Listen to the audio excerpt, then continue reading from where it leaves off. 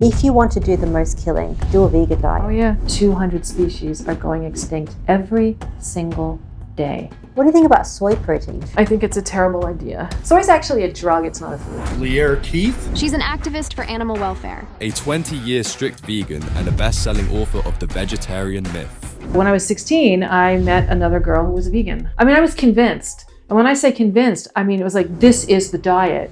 It will save the world. It will save the animals. It's going to feed all the hungry people. There's no conceivable way this could hurt you. So 2 years into being a vegan, I started getting this very horrible and constant pain in my lower back. My discs were degenerating. Your spine doesn't start degenerating at age 18. It just kept getting worse. Like the pain, just kept accelerating. And I had no idea why. It was absolutely the soy. The values that underlie that vegan ethic are not the issue. I'm not saying animals don't count, but I made a different decision because I have different information. Now, there are certain zones called the blue zones, and they say that they eat a plant-based diet. No, they don't. What do they eat? In Okinawa, there are people who eat 80% of their calories are pork fat. I mean, it's just a lie. Hong Kong, at this point, I think has the longest life expectancy in the world. Also, the highest consumption of beef in the world is Hong Kong. Because the moment people have money, you know what they do? They buy beef.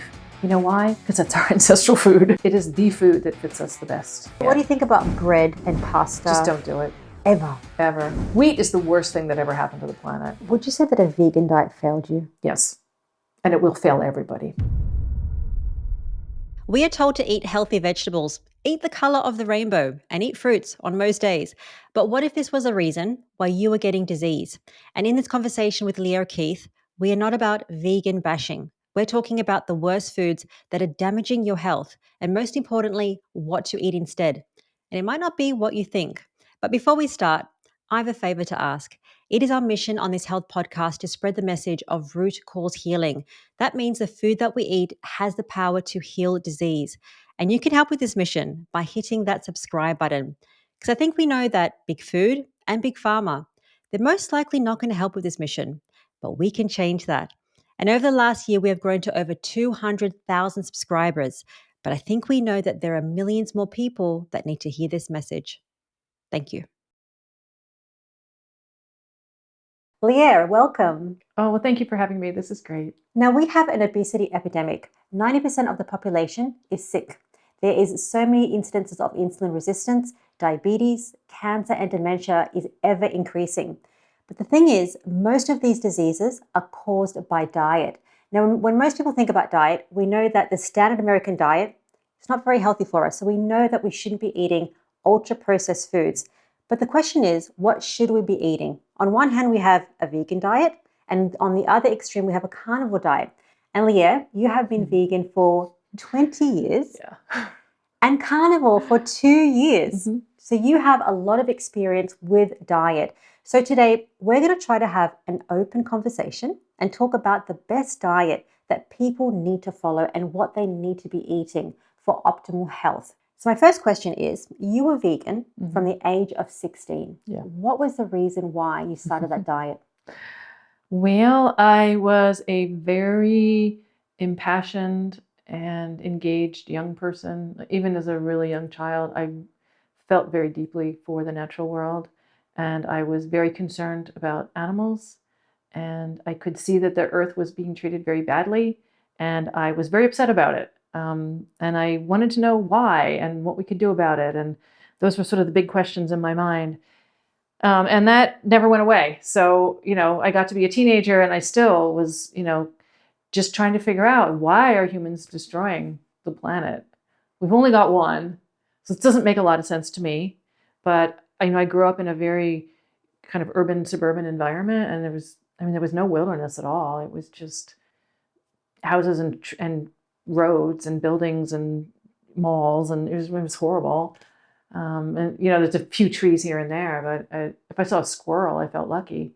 So it was really heartbreaking to me to think this was once like some kind of massive forest. Like, where did it all go? But why? I was like, why would humans do this? So that was, always in my mind, and it was always very traumatizing. I mean, it wasn't like easy to have those thoughts when you're young, because I really felt the pain of what was missing. So when I was 16, I met another girl who was a vegan. And this is the main way that people become either vegetarian or vegan, is that they are convinced. They meet another vegan and they are talked into it. They see something in it that speaks to them, and that's how they start doing it. So that was exactly true for me. I met this other teenage girl that was friends with my sister who also went vegan. Oh, really? I didn't yeah, know that. Yeah. She was 14. I was 16. Yeah, we both did it. Okay, let's talk about what Yeah. you were eating before, because was it healthy, whole grain, whole foods type diet? No, it was mostly just standard American diet. We had a lot less junk than other people. I will say that my mother at least tried. So like we never had soda. We didn't have piles of chocolate and cookies and stuff like that. I mean, we certainly had treats, but I would just see other kids' lunchboxes. They would all have like potato chips and Cheetos, and there'd be like little snack cakes, and we just didn't have that stuff. So I mean, we would have an apple for dessert. And so I was very jealous of the other kids because that stuff, oh, it's so yummy when you're a kid. And I was clearly already addicted to sugar. But yeah, so I mean, my mom tried, but she only had the information that she had. So, we would have some carbohydrate on the plate. So it'd be potatoes or, pasta or whatever. And then there'd be some meat, and then there would be frozen vegetables that had been boiled up essentially. And those were pretty awful, honestly. So, but that, that was the kind of the thing. And then, we usually have just like a sandwich for lunch. So it was a lot of bread, certainly a lot of carbohydrate. She always knew though that margarine was a bad idea. She just instinctively knew that butter was a much better thing. But we did have skim milk, and it was disgusting. And I remember when we switched from whole milk to skim milk, we all hated it. We just hated it. And we would complain bitterly. And I think my mom kind of gave it up after a while just because when we just basically refused to drink it because it was so gross. And I still see people drinking it. I don't know how they do it. Anyway, so it was kind of standard American diet, but not as bad as some. For sure. So That's important because talking about your story, talking about what happened with you on a vegan diet, it wasn't just because you had a standard American diet based on processed foods or ultra processed foods previously. It potentially could have been what you were eating. Let's fast forward to the first 2 months. Sure. What happened when you're on a vegan diet? I almost immediately started having really severe blood sugar problems. I was honestly the last person in the world who ever should have tried a diet that's almost entirely carbohydrate. Half my family is diabetic and the other half is really close. So we are not people whose insulin receptors are going to last, on that kind of load. It wasn't going to happen. But I didn't know that at the time. So, I just started to experience this. It just seemed to me bizarre, but out of nowhere, I would be shaky and sweaty, and there would just be this overwhelming desire to put something in my mouth. So, more carbohydrate would go in, and, then you feel better for an hour or two, but the whole thing, would start all over again. And I remember having a few episodes of it early on where I was so dizzy. I mean, I almost passed out, and it was disturbing. I was like, what in the world is going on? And I didn't connect it to the diet at all. But at that point, I mean, what was I eating? I guess a little tofu now and then, but everything else was just carbohydrate, and it was just brown rice. And so why don't you go back to what you were eating before? Oh, I didn't realize that it was the diet. I was convinced. And when I say convinced, I mean, it was like, this is the diet. It will save the world. It will save the animals. It's going to feed all the hungry people. There's no conceivable way this could hurt you because it has to be the good thing. It has to be the diet that's peace and love and compassion and sustainability. And there was no way that was wrong. I just took it on immediately. I was all in, in that. And, I was a teenager. So that fundamentalist mindset, everything's so black and white when you're that age. I didn't have a way to back out. I mean, it was like a cult almost, like you just join it and then that's it. Like there was no looking back. And it was just very fundamentalist, it was very fanatic. And it's interesting that you say that because fast forward to now being carnivore, yeah. We do see a lot of that sometimes in the carnivore space as well, the fundamentalism around what you need to be eating, what you shouldn't be eating, this is bad and this is, bad and good. But getting back to the vegan story, Joe Rogan on his podcast said, if you want to do the most killing, do a vegan diet. Oh, yeah. So there's 2 levels to this. And the first level is just, what does it take to get, that particular food onto your plate? So in that growing season, at the end of it all, you want to harvest your wheat or your corn or whatever it is. And they have these combines that run through the fields. It's this, huge tractor thing, and it's got these blades, that roll behind, and that is what cuts the wheat down, and then it separates it, so you get the grain. All we want is the grain as humans. We don't. All the rest of that is just cellulose, and we don't eat it. We have no use for it. And this comes in later. Anyway, that's how you have to get it harvested. That's how you get it out of the field. The problem is that in that field, all that can survive in those fields it's a very small number of animals compared to what should be there, but they are there. So you have ground-dwelling birds, you have all kinds of small mammals, so rabbits, mice, rats, a lot of little rodents. There'll be some snakes, might be some other reptiles, little lizards or something. And the problem is, as that machine goes through and harvests the wheat, chops it all down, the animals they're being pushed into what's left of that field because they're not going to survive in the open, so they're terrified, and they're going further and further into the field. Well, eventually you get to that last acre, and at that point, what's left in that acre is all the animals that were living in that 100 acres. I have never actually witnessed this, but I have talked to people who have had to harvest that last acre, and they just dread it. It's the most horrifying thing because... So what happens in that last acre? Well, they finally get it. They get to it, and all the animals have escaped to it because they've got nowhere else to hide. And they're all hiding in those, in the wheat or whatever. And it's just a bloodbath behind the machine. It's just all those animals get ground up. Every last one of them gets killed. So they say it's about 1,000 animals per acre is killed to harvest whatever annual grain you're harvesting. It's 1,000 animals per acre. That's an enormous number of animals. I would like to thank the sponsor of this video, Element. Now, especially if you're moving to a low-carb, keto, or a carnivore diet, you might experience some side effects like cramping, headache, nausea, and fatigue. And all this is very normal, especially when you're moving from eating carbohydrates to not eating carbohydrates. Now, what you can do is eat and drink plenty of salt. Put salt in your meals and put salt in your water. But if this doesn't work and you still have some side effects, I would highly recommend that you lean on a supplement. And a good quality supplement is Element, because Element contains the right amount of sodium, potassium, and magnesium. The great thing about Element is that it doesn't contain any nasties. There's no preservatives and no additives. And I love to add the raw, unflavored option in my morning coffee. My husband likes to add the chocolate salt to his coffee. And Element has also launched their sparkling water range. And right now, Element is offering this free sample pack on every drink mix purchase. So you're going to get 8 single servings of Element to try for free. So if you want this, just go to drinkelement.com/5minute body. That's DRINKLMNT.com/5minute body to get this free sample pack. So did you know that when... No, I had no idea. Nobody told you that? No, I had no idea where my food came from.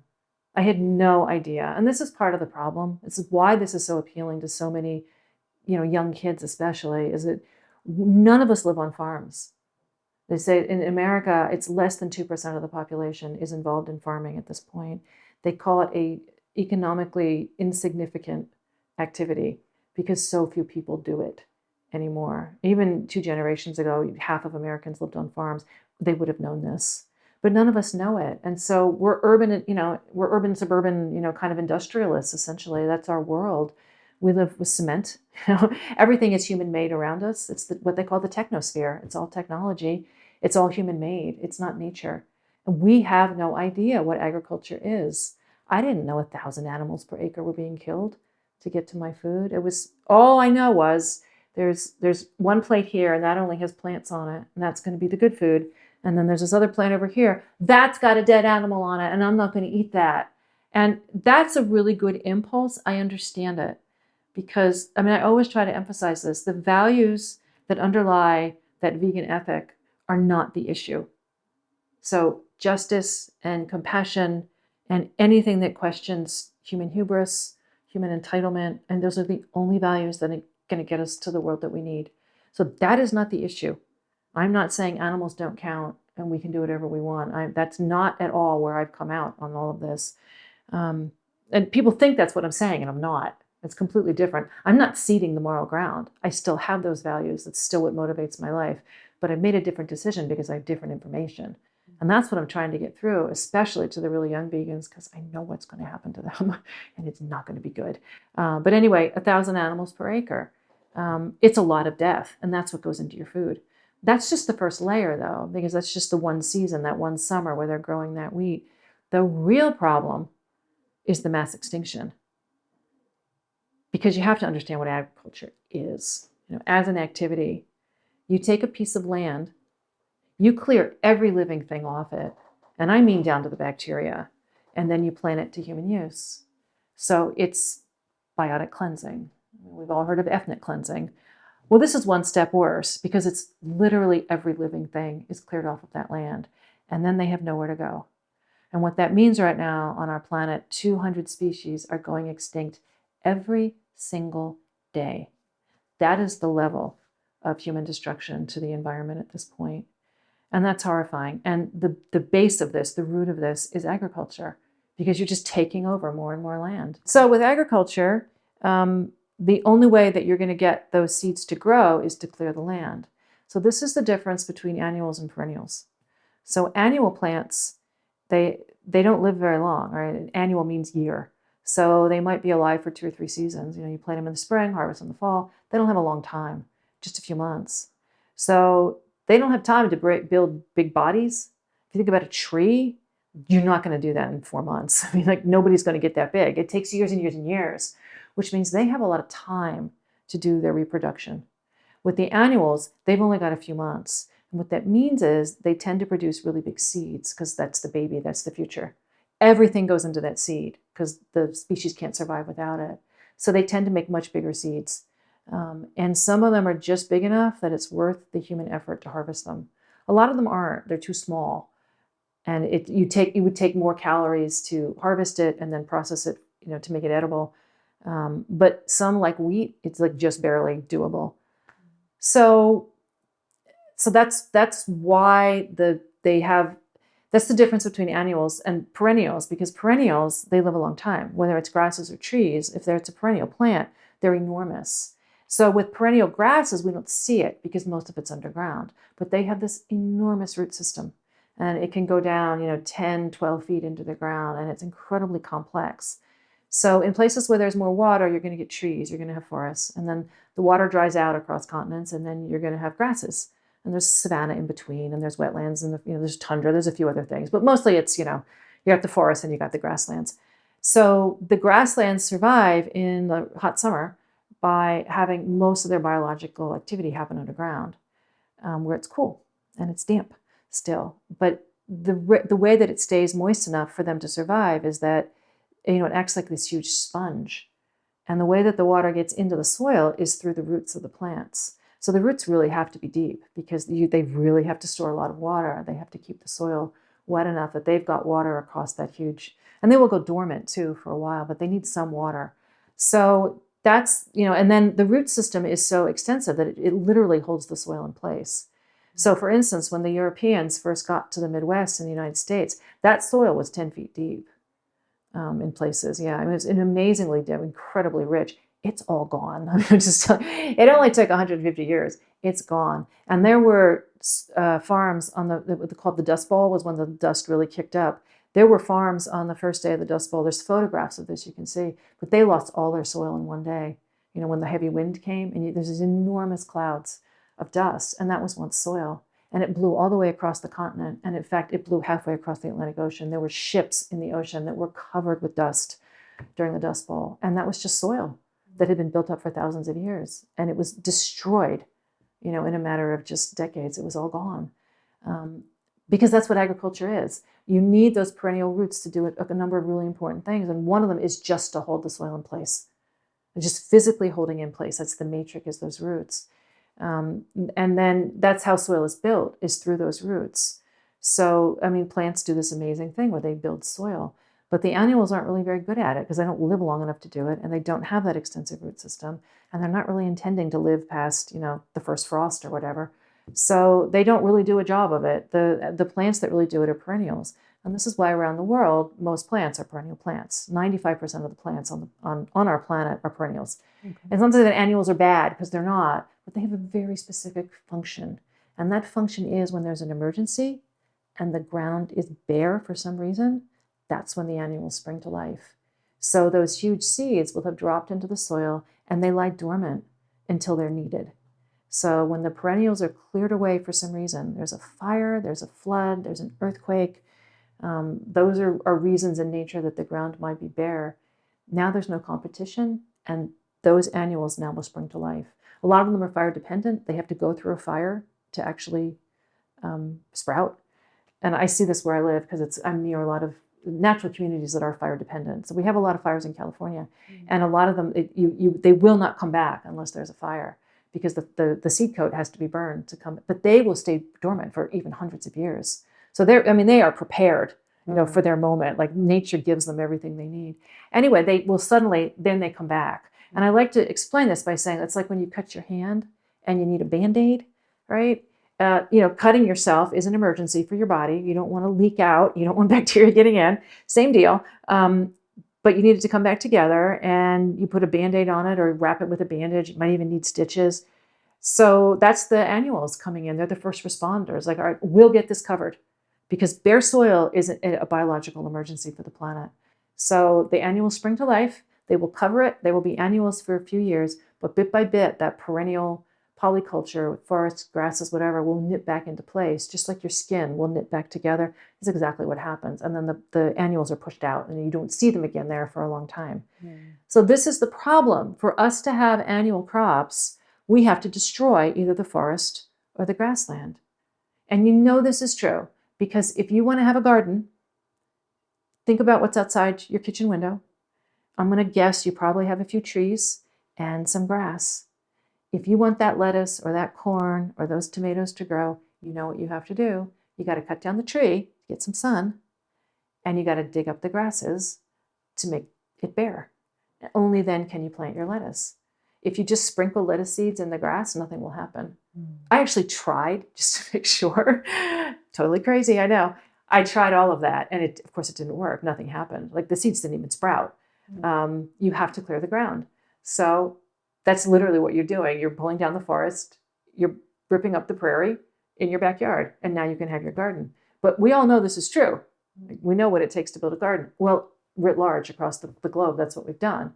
So acre by acre, we took it all. So the forests are gone, the grasslands are gone. 98% of the world's old growth forests, 99% of the world's grasslands are gone because humans wanted them, and we took them. And what that means is 200 species every single day, because the animals and the plants that want to live there, we don't let them live there. We've pushed them all off, and they've got nowhere to go except that longest night of extinction. Because of agriculture. Because of agriculture mostly, yeah. If Lierre's story is resonating with you and you have similar chronic health conditions, you can absolutely fix this with diet. And later in the episode, you'll hear the power of an animal-based carnivore diet to help fix diseases that Lierre had for 20 years. And you can do this with a carnivore diet. And I would highly recommend that you at least try it for 90 days. And to do so, I would like to personally invite you to join the Go Carnivore community.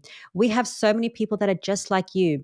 They're trying to be carnivore. They are carnivore. We have people that do a keto diet or a ketovore diet, even some that are coming from a vegan diet, but they all want the same thing: optimal health. And every week we have weekly carnivore and keto doctors to help offer medical advice, because we know that your local doctor, most likely they're not going to be able to help you that much. We also have meal plans, fat loss challenges, coaches every single week to give you all the support that you need to get the best results. So if you'd like to join, just go to gocarnivore.com, and it's going to be a special discount waiting for you. So let's get back to your journey with vegan diet.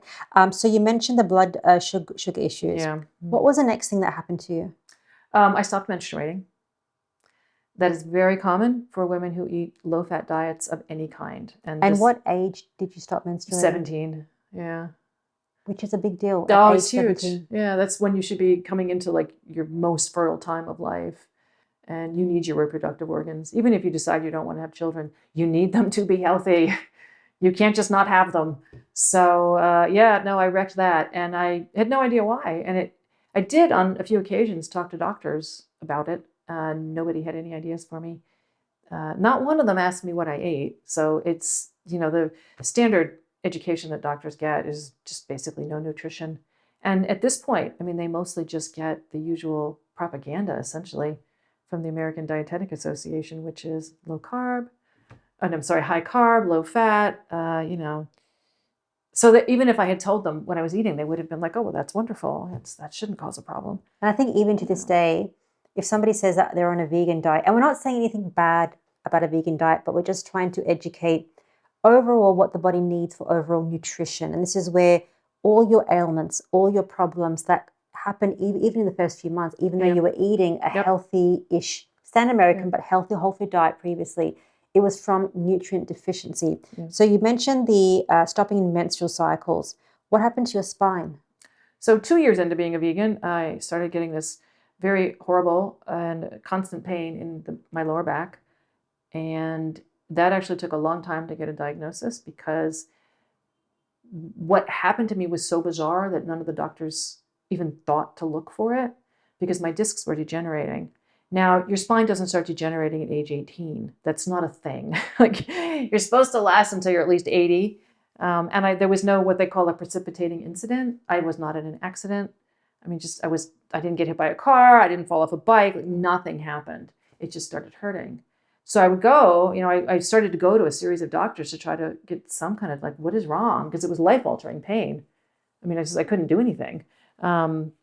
And they just didn't know. They just would sort of shrug and say, well, maybe it's, and then little of this one guy said to me, you're too young to have back problems. I was like, okay, but here I am. And this is bad. This is life-altering pain. And so, they gave me various muscle relaxants that didn't help, because it's not a muscle problem. It's a structural problem. So and you still have that today? Oh, it's never going to go away. And so you got it at what age? 18. And how old are you now? I'm going to be 60. So it's been a lot of pain for a long time. Would you attribute that to a vegan diet? Yes. Why? Because first of all, there's nothing else happened to me. And I can explain to you the nutritional deficiencies I was putting myself through. But I will say that by the time I was done being a vegan, the pain was so extreme that I couldn't sit up for more than about 20 minutes at a time. And so I basically spent my life lying down. Like, a couch was what I needed. And I couldn't stand up for more than a few minutes at a time. It was that severe. And then I stopped being a vegan, and I started eating animal products and trying to understand what had gone so wrong. And about 2 years in, on the other direction of eating actual animal products again, the pain started to reduce, and it reduced pretty dramatically at that point. And then when I went carnivore, which was 2 years ago, almost instantly, I noticed that I was actually in less pain again. I had pretty much just come to peace with, all right, well, here I am, but at least I could sit up for hours at a time. I could stand for half an hour. It's like, I can make a way better life with this than what I had at the end of Vegan World. This is doable, even if it's hard.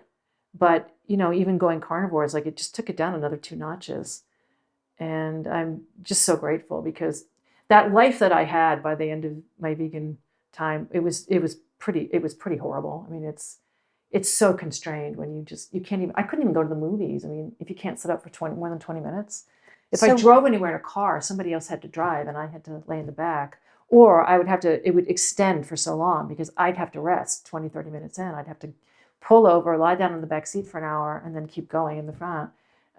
It's really hard to live that way. So I'm curious, because you had friends that were vegan. Yeah, I did. What did they have to say? They all gave up long before I did. Yeah, so you were really hardcore. I was absolutely hardcore, and I was basically the last one standing. So did you eat like a whole food vegan diet? Yeah, I was not a junk food vegan. I mean, I really was fanatical about this. So for all that time, that 20 years, if there was any white flour in it, I wouldn't touch it. If it was white rice, I never ate it. Like, I wouldn't even eat ketchup if there was sugar in it. Like, I was that extreme about it. Like, no, I don't eat sugar. So it was like brown rice and legumes and, vegetables, some tofu.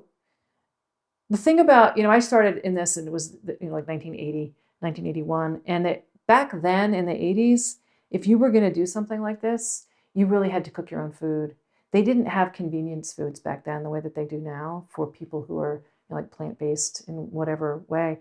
They didn't have soy milk in containers. They didn't have all those sort of fake meat things like the fake and bacon, and those came later. I think at the end of the 80s, we had the fake and bacon, because I actually loved that stuff. But all those like the fake bologna slices and like the weird fake cheeses, almost none of that existed when I, first did this. So you really just had to cook food, and it had to be whole food if you were going to cook it. Now I know there's this whole other realm of people who eat potato chips and cookies, and it is vegan. I mean, there's no animal products in it, but it's just junk, and I feel really bad for them because they're going to fall apart worse than I did. I mean, that's. But I think it's that distinction that we're not talking about ultra-processed foods, no matter what the diet class is. We're talking about whole, healthy foods, brown rice, tofu. No, I really meant it. Yeah, like so if it had white sugar, I wasn't going to touch it. So that's why I was just shocked by your story, because the other thing is, I think we hear a lot of vegans that tend to go carnivore. Right. But do we hear a lot of carnivores that go vegan? It doesn't go the other way. Why? Because the vegans feel horrible by the time they're done being vegan, and they're going to have a list of health problems, and everything's going to have gone wrong system by system. Everything that happened to me is going to happen to other people. Their joints are going to be aching. If they're female, they're going to have stopped menstruating. If they're male, they've got no sex drive. Their skin is so dry it hurts. A lot of them either get really fat or really skinny. So you're going to have like men who look completely emaciated. It's usually about 80%. The men look emaciated and the women start gaining weight. And it's not 100%, but that's the difference between testosterone and estrogen, frankly. But there it is. And so you'll see these women who just and they're miserable because they keep gaining weight and they don't know why. I'm like, it's just the carbohydrates, sweetheart. I can tell you what's going on here. So they feel like crap, and they're exhausted, and they're depressed, and they're anxious, and they can't get pregnant if they want to.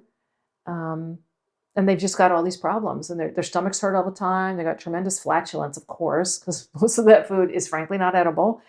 They sometimes get memory loss from all the soy. I know people who went psychotic being vegan. I know 2 people who literally went psychotic, and the only thing that brought them back was eating a piece of meat. So would you say that a vegan diet failed you? Yes, and it will fail everybody. What about a vegetarian diet? You can limp along a lot longer on a vegetarian diet because you are getting some animal fats and some, animal proteins. So you can try that for longer, especially if you experiment with doing a more low carb version of that. But you're going to get sick of eating eggs eventually. Honestly, it's so restricted. Because the last 2 years that I was a vegan, I had figured out at that point that I was like 2 days from being diabetic. Like I had so trashed my insulin receptors. And so I did like a low carb vegan diet for 2 years, but there was just nothing to eat. It was all soy and nuts. I mean, I ate a lot of peanut butter and I ate a tremendous amount of soy products. And I got dramatically worse in my spine. That was what just pitched it into complete hell. By the end of that, it just kept getting worse. Like the pain, just kept accelerating. And I had no idea why. It was absolutely the soy. So, you can try it, but you won't be able to pull it off long term because there's just not a lot to eat at that point. So at that point, I did have to start eating some eggs. So it was like, there's just nothing left to eat. And so that was your first. So was that my first? After 20 years of being vegan? Yeah. How did you feel? The eggs made me feel well. First of all, going low carb I felt dramatically better because my insulin receptors at that point were just completely worn smooth. I mean, it was just it was horrible. I mean, I had to eat like every 20 minutes just to feel like I wasn't going to die. Mm-hmm. So for people who don't understand this, insulin it's an emergency response. And this is how one of the ways I can tell you for absolute certain we were not meant to eat agricultural foods. So you eat a meal of some kind. And if there's carbohydrate in it, what happens is, even if it's like whole grain, whatever, it is broken down into simple sugars in your digestive tract. That's the only way that food gets across the brush border, through your intestines into your bloodstream. It has to be broken down into little tiny bits. So your proteins will be broken down into amino acids. Sometimes little clumps of amino acids, will stick together, but it is still just amino acids at that point. It's the only way it's going to get through. And for the carbohydrates, so it's got long strings, but your body chops them into little bits. So it's simple sugar at that point, which I did not know when I was vegan. I was just eating a pile of sugar. That's all I was eating. And for 20 years. I didn't know that. I thought, it's the whole grain. Anyway, so it floods into your bloodstream. And your brain especially can only function under a really narrow range of blood sugar. If it's too high or too low, you can literally die. And anyone who's diabetic can tell you that, especially when it gets too low, you get the horrible blood sugar, the shaky thing. So that's what I was eating. So that happened. So now here's your range, you're way too high because sugar has now entered. And this is when your body calls on insulin, like, oh, this is an emergency. We get it out before my brain goes into a coma. So boom, your pancreas just does this huge flood of insulin, comes roaring to the rescue.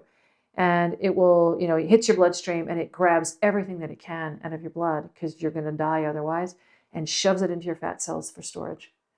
So this is why people eating these high carb diets often gain tons of weight, don't know why, and can't lose it. This is the problem. Insulin is literally called the fat storage hormone. It's shoving everything into those fat cells and holding it there. So it's like it locks it shut and you can't get it back out. As long as you're in a high insulin environment internally, you'll never get that. The fat cells cannot empty. Insulin won't let it because it doesn't want you to die, because all that sugar is just going to kill your brain. So it gets shoved in there for storage. Well, now it's too low because it's an overreaction, because it's not finely tuned. If we had been meant to eat this way, this would be a beautiful mechanism, and it's not. Like it doesn't work. It's either too high or too low all the time. So now it's too low. All right. Well, now is when you feel like you're going to die if you don't eat. So this is what started happening to me right away, was shaking and I'm sweating. And I was like, just the urge to eat. It's not even like a food craving. It's like, I have to eat. I can't think until there's food in my mouth. And at first it was like, every 3 or 4 hours. But honestly, by the end of my vegan life, it was every 20 minutes. I mean, it's just like this constant grazing of food. And I still see this, with other people who haven't figured it out. And it just breaks my heart. Like you go to a meeting or a conference or something, and by 10 a.m., half the crowd is like, I have to eat. We need a break. I have to eat. And I feel so bad for them because I've been there and I know how horrible they feel. They feel like they're dying. Or they'll have like brought little snacks because they know at 10 o'clock they're going to be falling to pieces. And it's like, well, there they are. They're pulling their candy out of their bag and their little granola bar, as if like that's any better. It's a pile of sugar. Anyway, so that's the kind of thing. But you do this over and over again, especially for 20 years, and your insulin receptors will wear out. That's the problem. So it's like a lock and a key. And if you think of like a really old house with like a medieval key, it's really worn down and the mechanism barely works. And that's what happens just over and over and over again. It plugs in and it tries to do its job, and it can only take so much. So, they're not meant to take this load every day. So I wore out my insulin receptors. It's just and that's what diabetes is. Mm-hmm. So then you have to take external insulin because your body can't make enough to do the job. Well, I mean, the other option is you could just stop eating carbohydrate and not need that flood of insulin. But a lot of people simply aren't willing to do that because this food is really addictive. Sugar is super addictive. Wheat is incredibly addictive. All of these grains are really addictive. And I mean, my theory here, we don't really know why people took up agriculture. It doesn't honestly make any sense. It's backbreaking labor for piss poor nutrition. And the archaeological record shows that as hunter-gatherers, we were very strong. We were disease-free, more or less. We were 6 inches taller. Our teeth fit really perfect dentition, beautiful broad jaws, and our bones show no signs of disease. And then around the globe, every single place people take up agriculture, it's the exact opposite. Immediately shrink 6 inches, teeth start falling out, like massive dental caries everywhere, and the bones are just riddled with diseases. And this is why an archaeologist can look at a bone and tell you instantly, was this a hunter-gatherer? Was this a farmer? Because the farmer's bones are short and brittle and disease-ridden, and the hunter-gatherer bones are beautiful and strong and long and dense, and they don't have these problems. So why did we start doing this? The story we're told is, we were hungry all the time and things were awful and we were half starved. And like the skeletons don't show that. The skeletons show these beautiful, tall, gorgeous dentition people, generation after generation. It doesn't show us half starved. And then, agriculture, look, everybody got beautiful. Like that's not how it was. Completely the opposite. Everybody got really sick. And we have a concept that's the diseases of civilization. That's literally what they're called. Because, outside of these kind of crazy worlds that we all end up in, out there in the real world, there are archaeologists and there are, paleontologists and there are people, medical scientists who know how to, and anthropologists who know how to study this stuff. And there's a huge, long list of diseases that hunter-gatherers simply don't get. There's nothing there. These diseases don't exist. It's not until agriculture starts that suddenly you have these bones that are riddled. And the mummies, it's all there. They had heart disease. They clearly had diabetes. You can find all of this stuff. Their kidneys, everything is just exactly what you'd expect from people eating a high-carb diet. So it's all there in the record. I think that from a vegan point of view, we can safely conclude that for the majority of people, a vegan diet probably is mostly nutrient devoid, doesn't have enough nutrients in terms of the amino acids, and we're going to talk about the nutrients that we need as humans. But you spoke about being disease-free. Now, there are certain zones called the blue zones.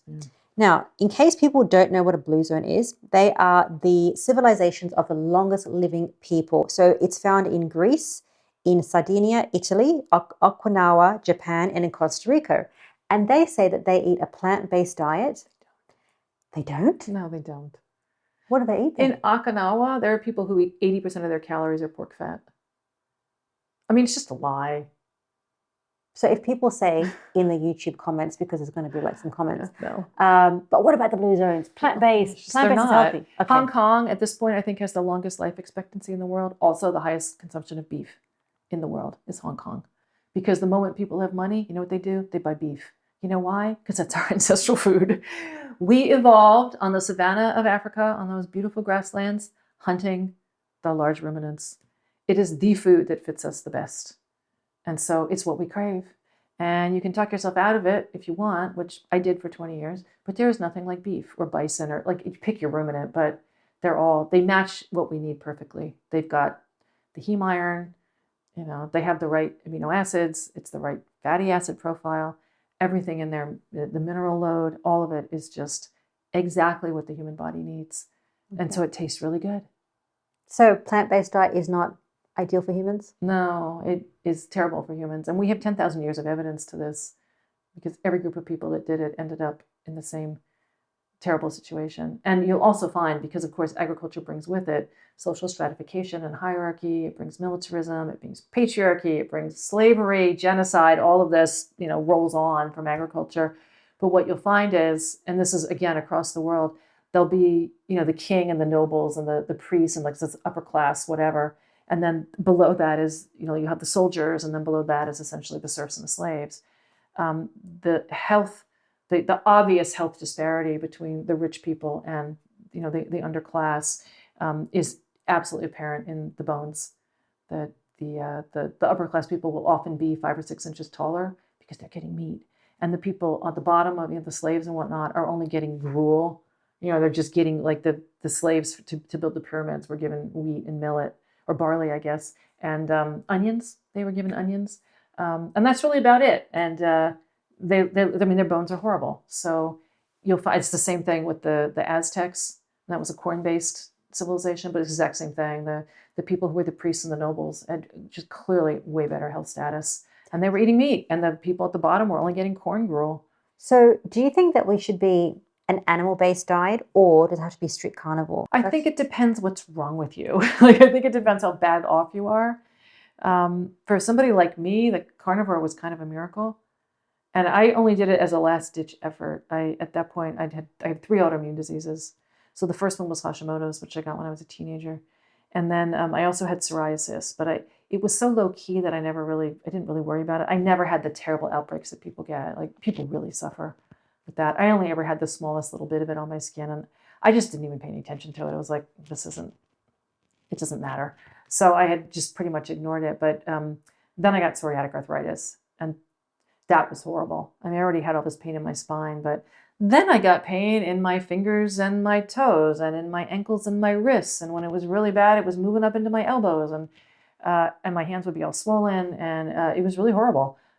So I, you know, started down the path of, well, what are we going to do about this? And I was on 3 different, the kind of low-level drugs that they give for PA. And one by one, they stopped working, which is pretty typical because usually they just increase. You know, the autoimmunity will just keep going. So I, at that point, after the 3rd one, the only thing left was the biologics, they're called. And very expensive and very dangerous drugs. They do produce miracles for autoimmune diseases. My partner is actually on Remicade for Crohn's disease, and I mean, he'd be dead without it. So I know about the biologics, and I also know you can get pancreatic cancer from them.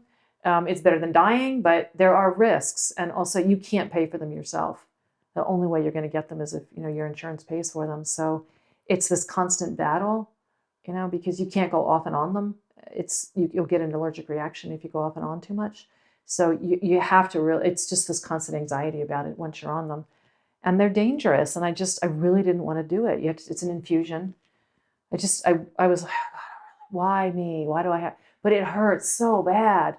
And there's really no good pain relief for psoriatic arthritis. Like none of the regular pain kind of modalities that you might try, they really don't touch the pain. And there really isn't anything out there for us. So a carnivore diet helped with your pain? Oh, it completely went away. Completely cured my psoriatic arthritis. Completely cured. It is gone. Then the thing for me is I had watched Michaela Peterson. I had been very curious about that. And that had sort of drifted across my world. And I was like, oh, this is fascinating. All right, people are doing just meat. Okay, interesting. And so I had watched her tell her story a number of times. And she's very articulate and all this. And I was like, it's really, she can tell her story, So I was like, all right. And then I had sort of tumbled into this world a little bit. And I was already eating like paleo. I mean, I had long since given up, most plant foods anyway. But I was certainly eating things like, salad and different vegetables. And I was never a big fruit eater. Like if I'm going to eat sugar, honestly, it's going to be chocolate. But so fruit doesn't really do it for me. And every once in a while, I'd have like a gluten-free thing, like gluten-free pancakes or something with friends. I was like, I'll do that. But yeah, so I was sort of at the brink there of, well, I can do a biologic or I can try this crazy thing, because it really worked for Michaela Peterson. And God knows she had worse autoimmune stuff than I had. I mean, she was half dead. She'd had it from a child. So, I mean, hers was really voracious. So I was like, well, I mean, at carnivore, all right. So I watched some videos, and I got some advice from people. I don't know. I thought, I'll try it for 3 months. I'm not going to die in 3 months. If it and works, what happened in 3 months? Well, I was cured. Of everything from 20 years of being vegan? Well, I mean, the only things left at that point were the psoriatic arthritis was the big one because it really hurt. The Hashimoto's, I'm not sure what the Hashimoto's is doing. That is like kind of iffy at this point. So I'm not sure. I was doing really well with Hashimoto's though. So it's nowhere near as bad as it was for sure. But that's like a whole nother story. But the psoriatic arthritis was completely cured. And my spine, the pain in my spine was honestly better, which I was not expecting. I had pretty much made peace with, all right, here we are. I can mostly get through my life at this level. There's definitely days that are horrible, but I rebound pretty quickly. And it's not like it was. Because like if I got to that level of pain when I was a vegan, it would take weeks for it to drop back down to something a little more bearable. Like it was bad. And so there was always this panic, like how long am I going to have to stand in line? Because if it's more than 20 minutes, I could be looking at weeks in bed, So it was bad. I mean, it's a hard way to have to live. But so, it had gotten better just from eating a way more appropriate human diet. I wasn't expecting anything to happen when I went carnivore, but it did. It was like 2 more notches of pain down. So it was just kind of a minor miracle that there was even more pain that I could fix just by eating meat. But the psoriatic arthritis, I mean, it was within 2 months, it was just gone. And I know there's people who get like the 5 days, they're like all, and I was like, well, all right, a weekend I stopped taking all the medication and I was like, I'm roaring back in. Like my hands were so swollen, I could barely, it's like, all right, it's not working yet. I don't know if it's going to work or not, but you better keep taking the medication because you can't do this. So I went back on the leflutamide, but at the 2-month mark, I was like, I'm going to try again because it actually feels pretty good. So I went off the medication and nothing happened. And then by the time the 3 months was over, it was just completely pain-free. And that pain is bad, the psoriatic arthritis. It's like being poked with needles, like 100 little needles inside every joint. And then it just gets all swollen too. And you just can't do anything with your hands. And none of the pain relief, none of it works. Like ibuprofen doesn't help, morphine, like the opioids don't help. Like they don't really have good stuff for it. It's a very specific kind of pain and it just doesn't respond to most things. So I was amazed. I wasn't necessarily expecting anything to happen. I think that you hit on something very important, which is you said that you're doing it for 2 months. Yeah. Nothing really happened straight away. Yeah. But for people that want to heal, for example, insulin resistance, diabetes, blood sugar, all these different things and ailments, and you had incredible pain. Yeah. You were doing a vegan diet for 20 years, and it took you a bit over 2 months, which is miraculous that you were able to heal all of that in 2 months. So people need to give it a few months. Give it time, or even a year or two, because especially with joint pain and stuff like that, it can take a while. You know, your joints are really poorly vascularized, so you're not really going to build back the joint, but what you can do is calm the inflammation. But it takes a long time to get the polyunsaturated fats, essentially, which create, I mean, all those omega-6s are just that like explosive, inflammatory response. It has to get in there, and it's a long trip in. And then you have to rebuild all of those cells, because one of the things that cholesterol is absolutely necessary for is every cell membrane in your body is made from cholesterol. And if you're not getting any from your diet, I mean, your liver does produce some, but you cannot produce all that you need. It's just not possible. Our livers just can't do that load. And so your body is stuck trying to make that cell membrane out of fats that just are not what we need, and they're not adequate to the job. So you don't have the structural integrity that you need, like literally in every cell. They're just not going to be working properly, and they're inflamed from all the omega-6s. So in order for your joints to feel better, you have to calm all that inflammation. And some of that can happen pretty quickly. And for me, some of it did. But when you give it more time, there's deeper repair that will happen, because all those cell membranes will get replaced eventually with healthier ones. You'll have healthier cells with actual membranes that they need, and they won't be inflamed all the time, and it will calm your nerves, because the myelin sheath will also be repaired. And cholesterol is absolutely irreplaceable in the myelin sheath. So all of that will happen to help your nerves. So you'll be in less pain, even if structurally it doesn't look any different on an MRI. You won't feel the pain anywhere near as badly, and you may be pain-free. I mean, there's people who do absolutely become pain-free from eating this way. I've met some of them. I've talked to some of them, and they have amazing stories. Like, I was going to get knee surgery. I'm going to have a replacement, and they do this instead. And 2-3 months later, they're like, I don't need that surgery. So it's worth a try. Really, that was the attitude I went in with. Like, if worse comes to worse, I'm glad there are biologics. I will take a biologic if I have to. All right, there's a fallback plan, but I don't want to. And if I can do this by like pulling off a Michaela Peterson kind of mirror, I'm going to do it. And she did Lion, what they call Lion Diet. So that's what I did for 3 months. I just ate beef, lamb, salt. That's all I did. So that's what's important to understand. And that was the foundation of this conversation, which is to understand the nutrients behind what the body needs to actually heal. Because a lot of people, as I said earlier, suffer with insulin resistance, dementia's on the rise, heart disease and cancer. And a lot of people don't know where it comes from. There's more pharmaceutical drugs and medicines, but the root cause is coming from what we are eating. Yeah. So when it comes to nutrients, you mentioned cholesterol. So now we're going to talk about the nutrients that a human body needs. We're putting morality to the side here. Right. This is a conversation that it's not about morality. It's about, as humans, what do we need for our bodies, our organs, and our brains? Now, you mentioned cholesterol. Right. Why does our brain need cholesterol? Well, your brain is like 60% fat, and it needs a lot of cholesterol just to function. It's part of the structure of the brain, and you're just not going to have a great brain without it. The big study that was done on this was at Oxford University, and they followed people for 5 years, and the people who ate meat did dramatically better than the people who didn't. The people who did the worst were the vegans. So the vegans had, everything from, memory loss to depression, all these kinds of emotional things. But also, this is the part that's so scary, the actual brain matter shrunk 5% on the vegans. Some of that's the B12, and some of that is just the lack of fat and cholesterol. The myelin sheaths in the brain, I mean, that's what makes your brain fire. It's like you don't have synapses without that. And the cholesterol is the most dense in your whole body is in your brain, and it's because it's necessary for the myelin sheaths. So cholesterol, you just have to have some. The other thing about cholesterol is all of your hormones are made from cholesterol. So if you don't have any cholesterol, you're not going to have any hormones. And this especially includes your sex hormones. And this is why women on low-fat diets stop menstruating. So your body has a fallback plan. and it says, oh my goodness, we don't have any cholesterol. What are we going to do? Well, let's not die. So we're going to shut off producing the hormones that we don't actually need to stay alive day to day.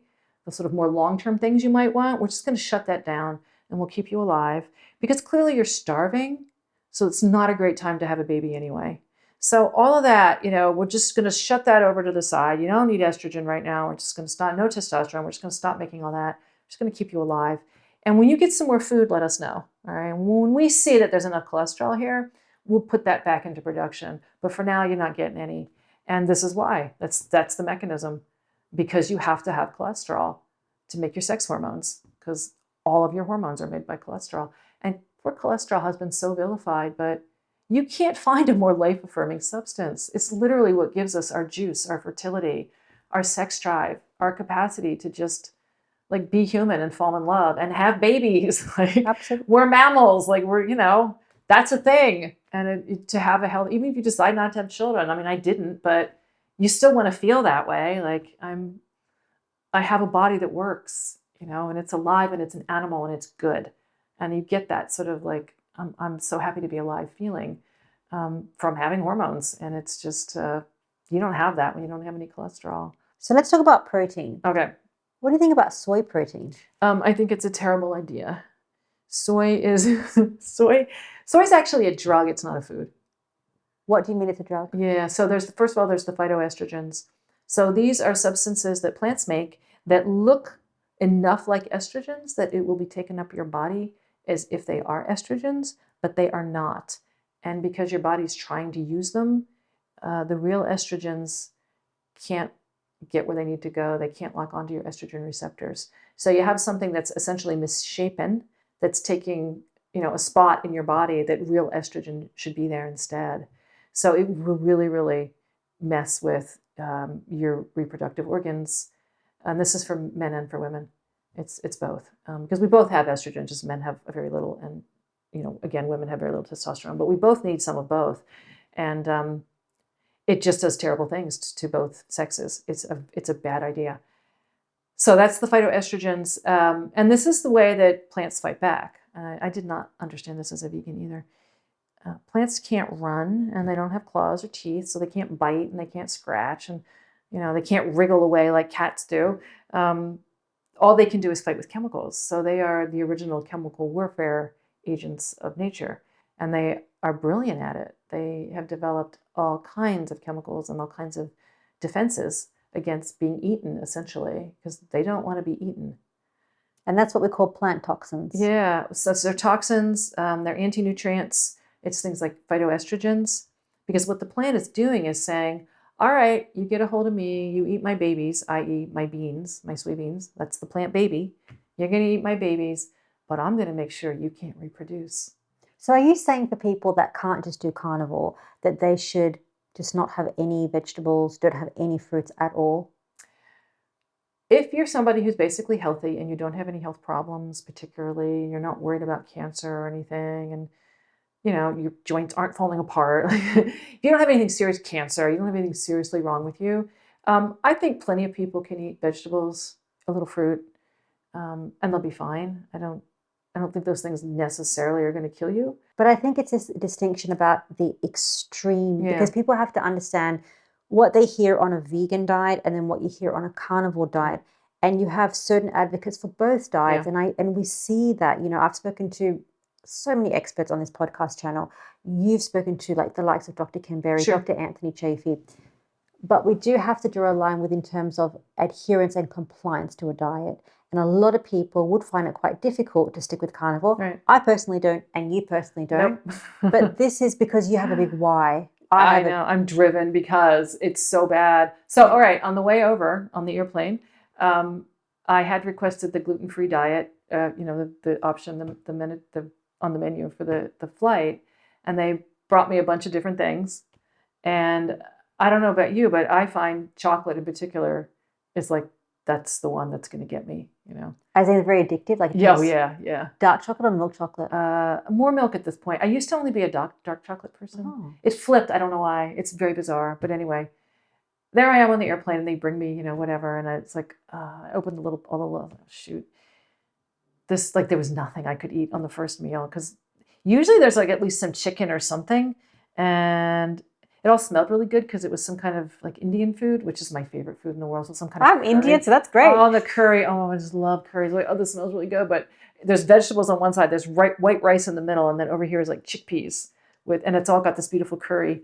And I was like, I can't really, what am I going to do? So I ate like 2 bites of the vegetables just to get some of the sauce flavor. And I was like, I just can't eat them. So I'm not going to put this over here.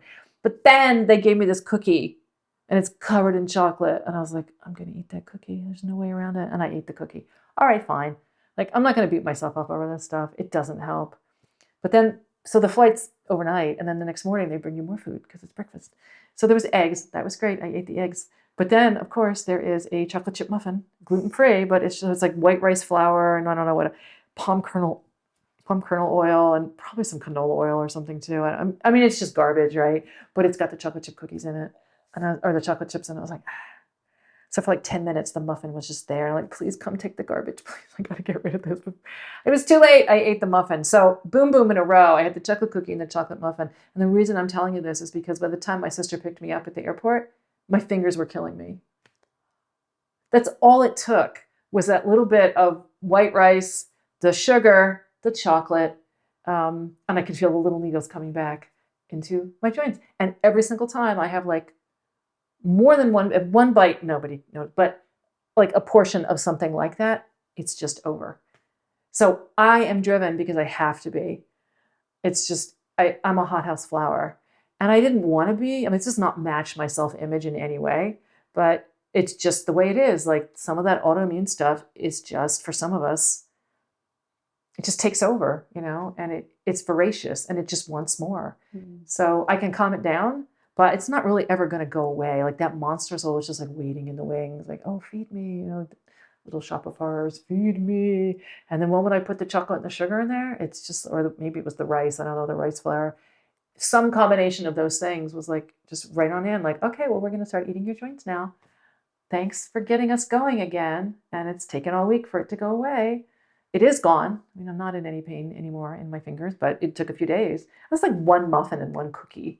And that's the power of food, because when you eat the right food, you are in optimal health and you feel pain-free, you feel amazing. But then when you have something that, it's like a drug that comes back, everything flares up. And for people, it could be anxiety, depression, it could be pain, brain fog, fatigue. It could be, any of these varying symptoms that we think, I'm not taking the right drug or there's something wrong with me.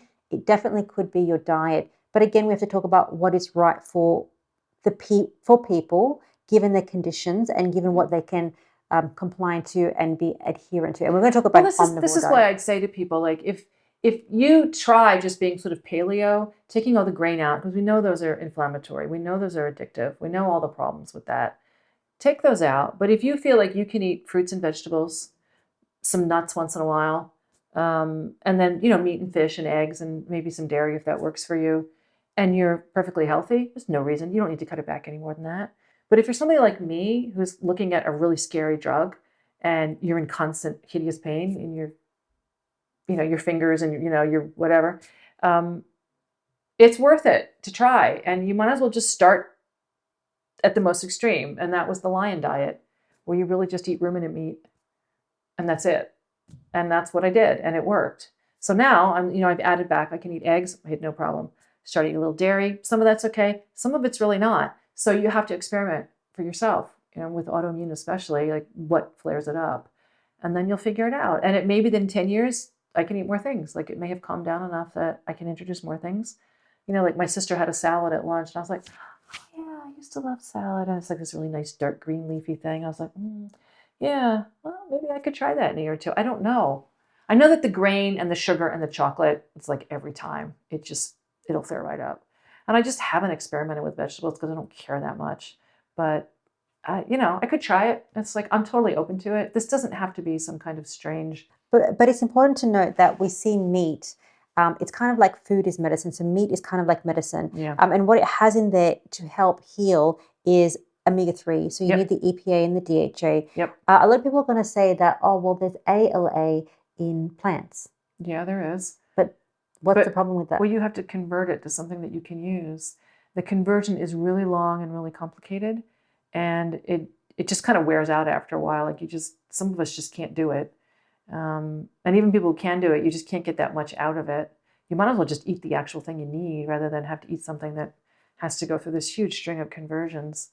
And that's the case to eat a meat-based diet. Yeah, so just in case people haven't caught on already. just eat some beef. Like, why bother with anything else? But the thing about omega-6s and omega-3s that a lot of people don't understand, the ratio that you eat is the ratio that your body will process, because it can't pick and choose. It doesn't have the capacity to say, we don't need those 6s, throw them out. We'll just take the 3s now, thanks, because that's what we need right now. Your body doesn't do that.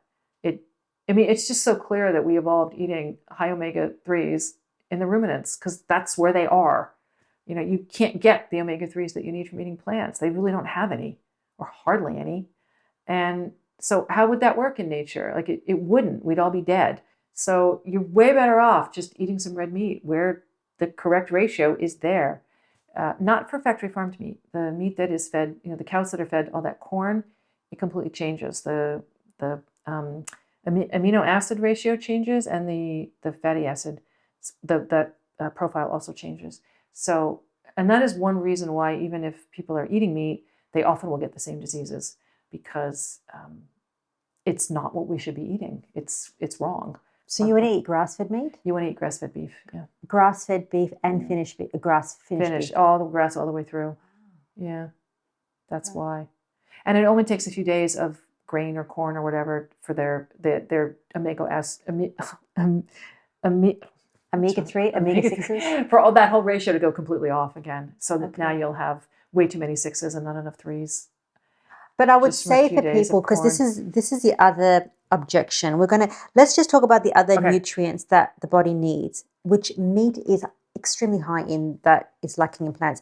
B vitamins, you have iron, heme iron. That is extraordinarily important. Yes, it is. So can you explain the difference between heme and non-heme iron? Yeah, so heme iron is only available in red meat. That's it. And the reason this is important is because your red blood cells are an amazing engineering job. Like, it's one of those things where you're just sort of in wonder, like, wow, evolution is so cool. Look what it produced. And at the very center of every one of your red blood cells should be a molecule of iron.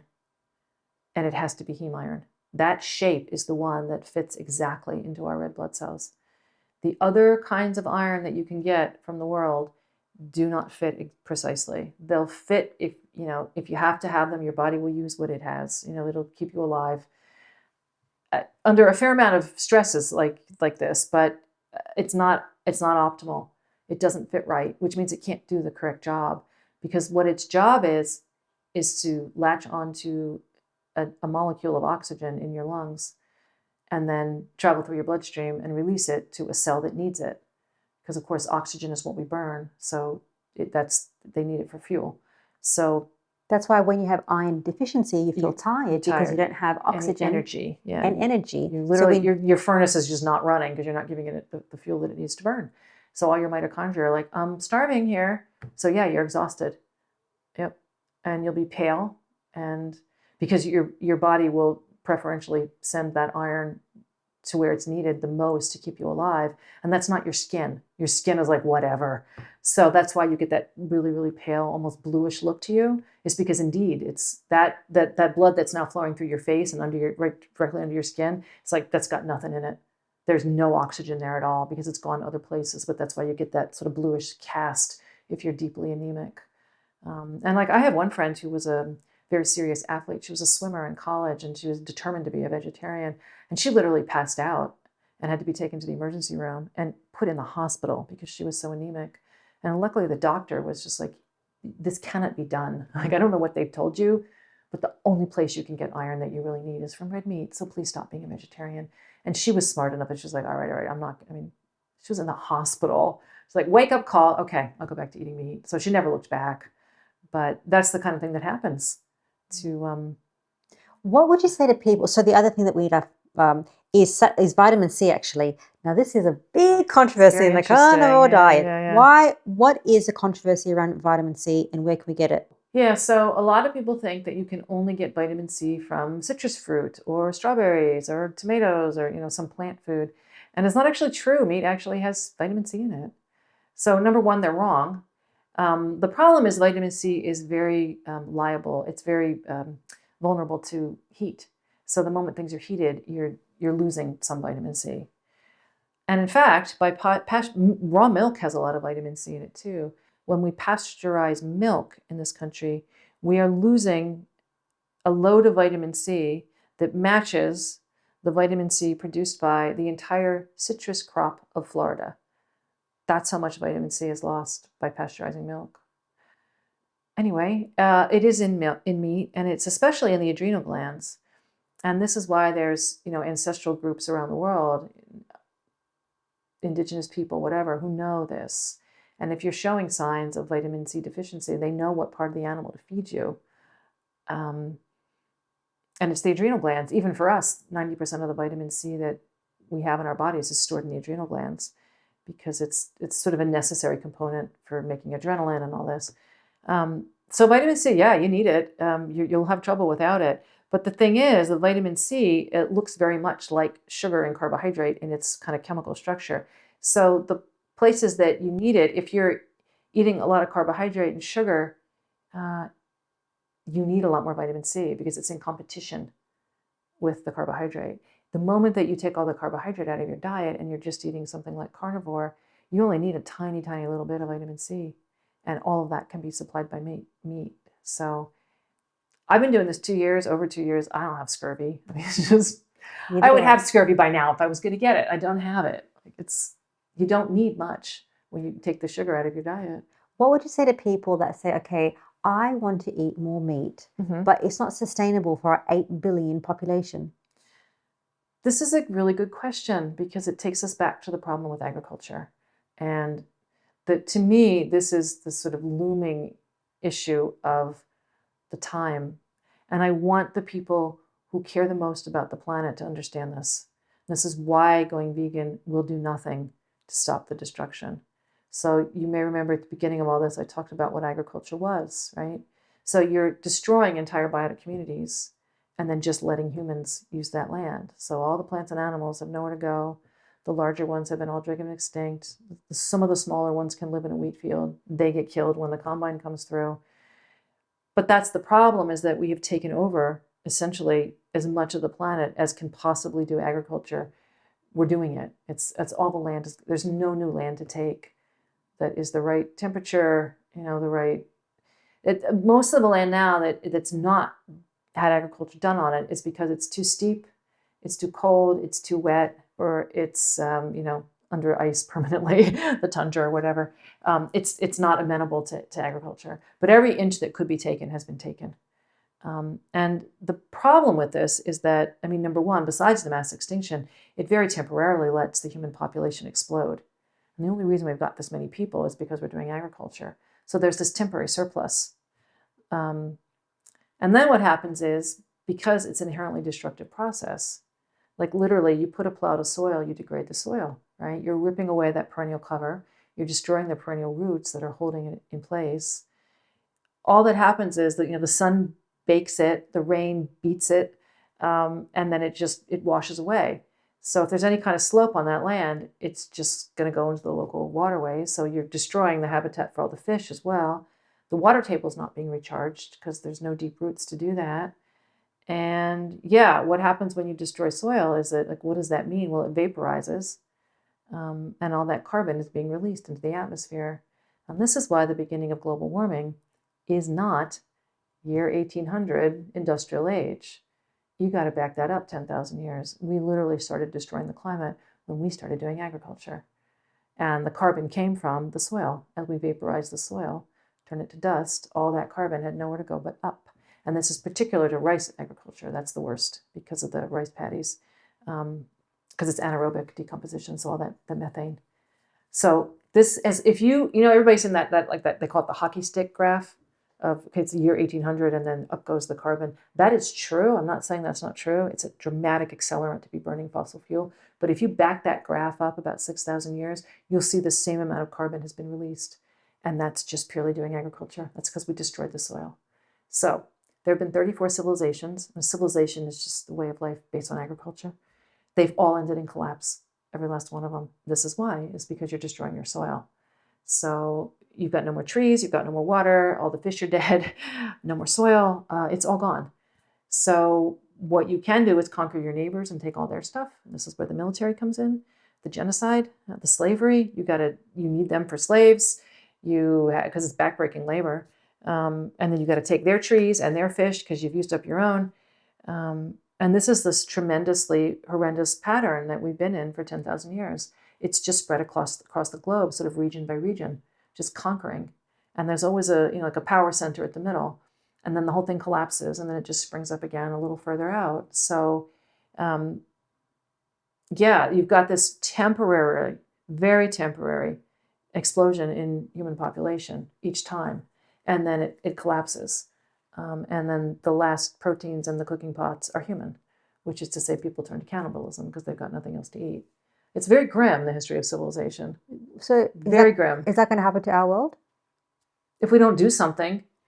So what happened at the beginning of the 20th century is this thing was invented called the Haber-Bosch process. And this is how you can make nitrogen, usable nitrogen, out of oil and gas. It's very energy intensive, but it can be done. And the reason they needed to do this in World War I was because they were running out of nitrogen to make bombs. That's what you make bombs out of. So eventually these little German scientists, figured the whole thing out. And yay, we can make bombs, woohoo, war. So they did, they made a lot of bombs. But the other scientists, the more biologically oriented ones, said, this has been a real issue for about 100 years, that they already knew we were running out of nitrogen, that we were destroying all the topsoil. And where was that? I mean, nitrogen is really one of the basic building blocks. Where were we going to get the nitrogen to feed all these people that were alive on the planet? They didn't know. I mean, they were in it was very worrisome for them. They were very, very panicked about this. Like, we're all just going to starve because we're just drawing down the soil.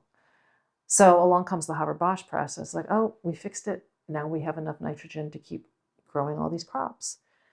So end of World War II comes, and all the bomb making factories are turned into factories to make fertilizer. So that's where all the fertilizer is coming from.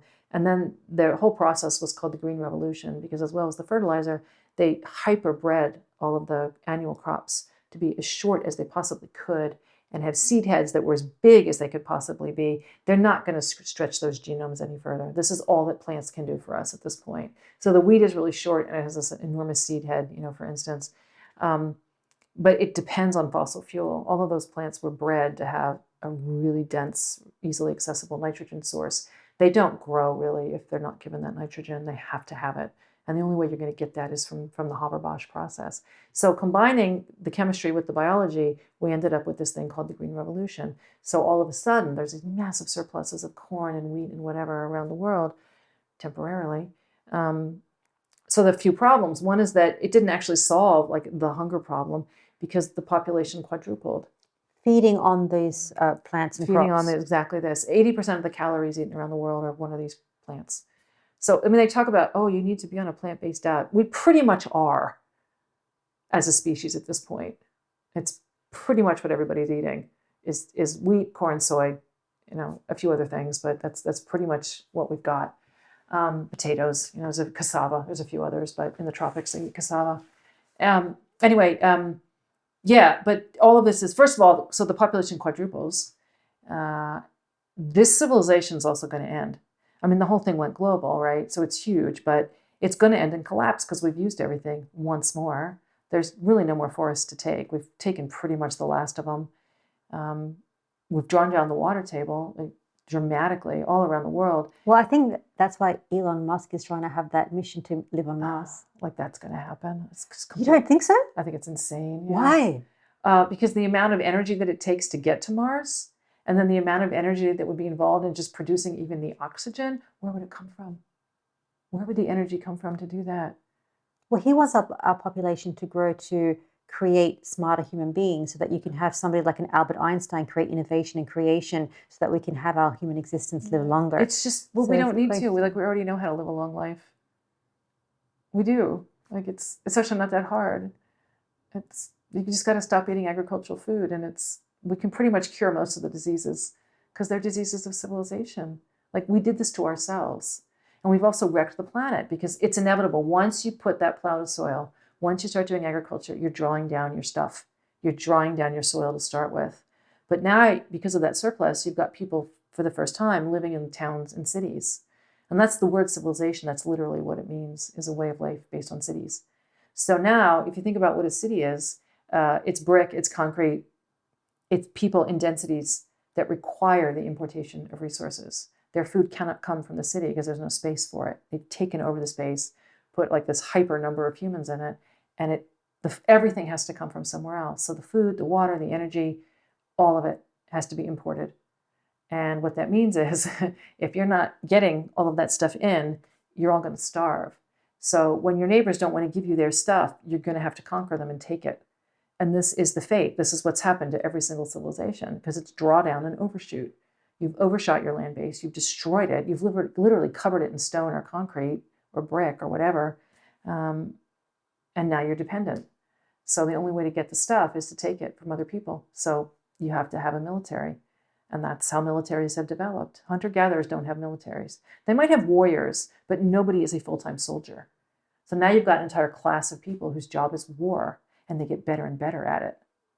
The Romans were absolutely brilliant at it, and they conquered the known world. The only thing that stopped the Romans from getting into Northern Europe was the Alps. They couldn't cross the mountains.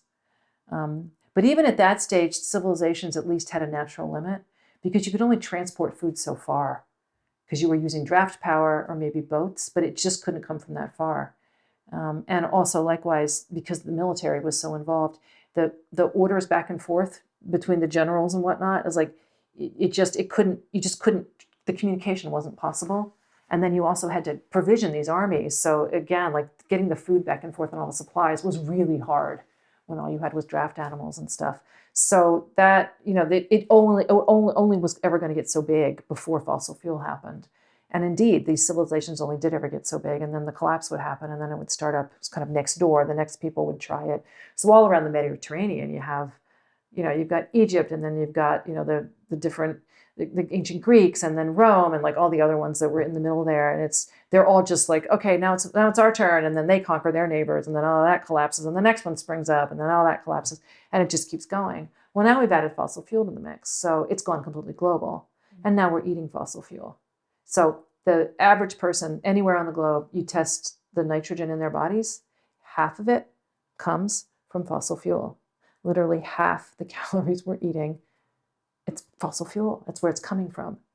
And we're going to run out of oil and gas. We're already on the downslope. Like, I don't know the exact moment that peak happened. It doesn't matter. The point is it's going to run out at some point in the next few decades. We will not have any more of it. It'll be too expensive to pump it out of the ground. It'll take more energy to get it out than the energy in it is worth. And there are places that have already reached that, where the oil fields are pretty well pumped out, and you're not going to get any more. We do have oil fields still going in the United States, but it's a really, the kind of oil you can get isn't the really good, sweet, crude stuff. It's pretty gunky and not good for much and needs a lot of refining. So we're really on the downside of all of this right now. And I don't know what people think they're going to eat. It's like half the nitrogen in your body is from fossil fuel. That's why there's 8 billion people. My point in saying this here is that nothing we do can support 8 billion people. It's the wrong question. What is the right question? The right question is, how can we draw down our population, let the world recover in a way that still supports human rights before this entire thing turns into a Mad Max scenario of genocide and war? And, the horror scene that we can all imagine is what usually happens when civilizations collapse. It does not have to end that way. We're smart. So a plant-based vegan diet is not the answer to that? No, it is not. It's only more of the same. It's more agriculture. And agriculture is the thing we have got to stop doing. That's the only way to repair the planet, is to stop the war on the planet, and that is the war. We have to stop taking over the land. We have to let it go back to what it wants to be. And in England, for instance, that's a forest. I was looking outside with my sister in her garden, and it's a little tiny garden that she has there, but all around the edges of the garden, what happens is these little saplings spring up, like oak and ash, and the English trees are all there, and they keep trying, and there'll be these saplings. And so it's like, if you want the garden, you have to cut them down. And then I was joking with her, it's like, this is the war. This is the problem. You can see with your own eyes, England wants to be a forest. It doesn't want to be your flower garden. The trees are trying as hard as they can to come home, and we're not letting them because we want to do agriculture, because we got addicted to these foods. And now there's so many of us, we don't know what else to do. Like, you have to keep producing and producing more. But every time we produce more, we just reproduce ourselves more.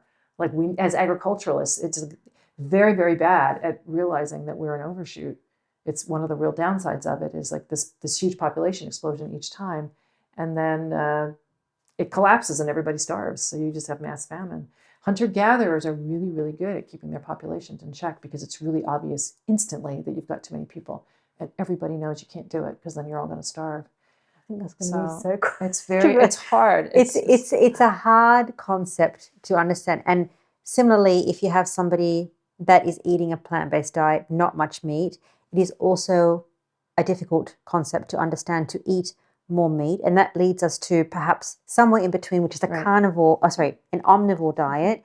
If you can't do so much a carnivore diet because we know that we need all these important nutrients for our body and our brain, is an omnivore, which is half kind of vegetables and mostly animal-based and a bit of veg. Do you think if somebody wants to, I'm not going to stop them. I don't think there's really anything wrong with that. But vegetables are mostly water. They're not nutrient dense. Some people like the crunch. That's fine. And I don't have any problem with that. If you want to grow your own vegetables and then eat them, I literally don't have a problem with that. And I may at some point experiment with eating vegetables again because I don't know. I really haven't run the experiment But yet. What do you think about bread and pasta? Just don't do it. Ever. Wheat is the worst thing that ever happened to the planet. And it's one of the worst things that ever happened to the human race. What if they say that, okay, what about coffee? People love their coffee, don't they? But, it's grown in giant plantations. That land doesn't want to be a coffee plantation. It wants to be a rainforest. So you're going to let nature come back or not? And then, the horrendous history of things like coffee and chocolate. We all know tea. It's all based on slavery and these vast plantations and the colonialism. And then they're always going to be because they're addictive. And we want them. There's still huge amounts of child labor involved in all of those products. And you try to look for the ones that are like, oh, we promise there's no child slaves picking your chocolate or whatever. And it's horrible. Well, I think overall, it's a hard concept to grasp, especially if you come from a cultural aspect of eating a vegetarian or a vegan diet. No, very hard. But I think from our conversation today that just your story has pointed to the fact that meat, at least a meat-based diet, is extremely important. Now, you wrote a best-selling book, The Vegetarian Myth, which is, so where is that available? On Amazon? You can get it on Amazon. You can get it off my website. You can get it on used book sites too if you've only got $4 and you want to buy one. Well, I have no problem. Buy a used copy. It's in libraries, Well, I'm going to leave the link for the book in the description of the video so you can check out Lierre's story and everything that you need to know to thrive as a human, because that's what we need to do. Yeah. We need to live an optimal life. Yeah. But Lierre, thank you so much for being here. Thank you for sharing your story and being vulnerable. And I guess speaking the truth about what is optimal for us. How can people find you more if they want to find out more about you? I have a website and it's justmyname.com. And I say that kind of as a joke because I have a really weird name. Lierre. So it's hard to find my website, in fact, because you got to be able to spell it. The easiest way to find my website is just look for Vegetarian Myth, because there's only one book called that, and I wrote it. And if you can find that book online, you'll see my name, and then you can get to my website. Thank you for joining me on this episode with Lierre Keith, exposing the truth about a vegan and a plant-based diet and why meat is so important. Now, if you're learning from and enjoying these episodes, please hit the subscribe button. That is a zero-cost way to support our mission of root cause healing. If you have a comment or you have a recommendation of a guest, please leave that in the YouTube comments. I read every single one. You can also follow me on Instagram and Twitter under the same name, 5 Minute Body. I generally share information that is different to the ones that I share here on YouTube, and I also share different health tips and advice that I learned from experts. And finally, if you love this episode with Lierre, you'll also love this episode with Dr. David Brownstein about iodine, why it's important, why we can't live without it, and most importantly, how much you need to have every day. See you next week.